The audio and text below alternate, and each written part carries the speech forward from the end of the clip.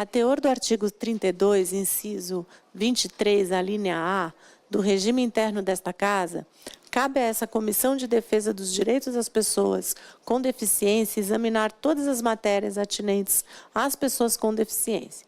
Nessa perspectiva, é inquestionável a relevância social da matéria em exame, que confere maior dignidade às pessoas com deficiência ao reconhecer o fato cientificamente comprovado de que há, nesse grupo social, envelhecimento precoce em relação às demais pessoas.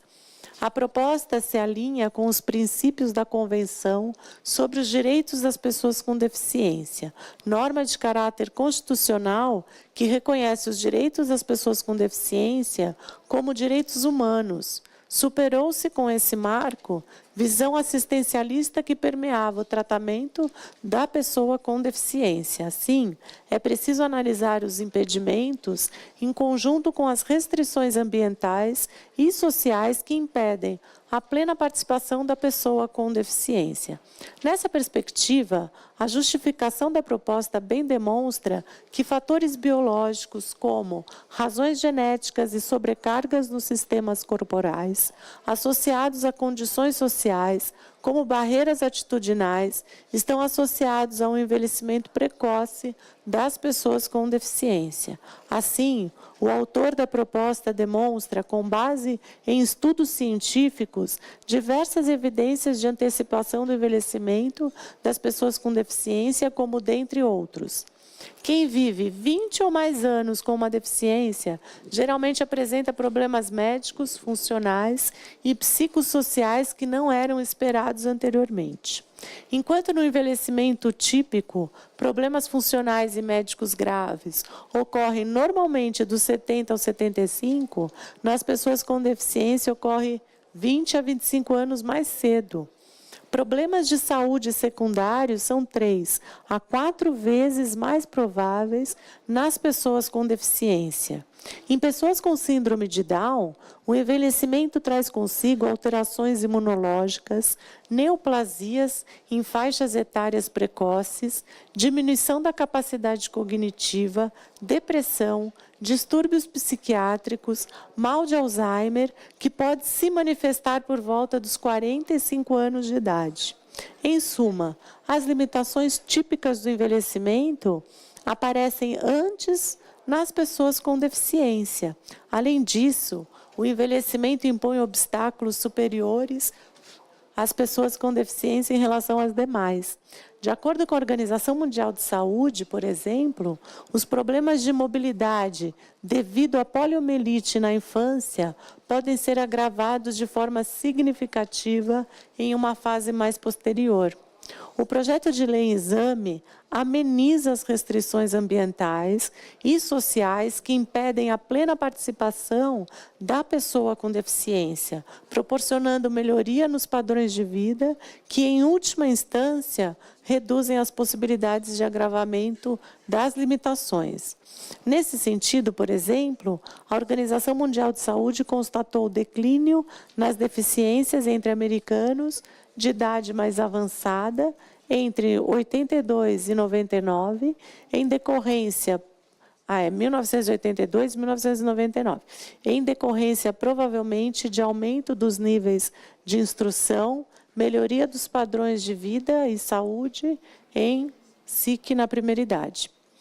O projeto enfrenta ainda os problemas decorrentes do processo de envelhecimento das pessoas com deficiência e cuidadores, geralmente familiares, mediante solução que preserva a dignidade e a qualidade de vida daqueles que precisam de cuidado constante por meio garantia de acesso aos seus direitos em igualdade de condições com as demais pessoas.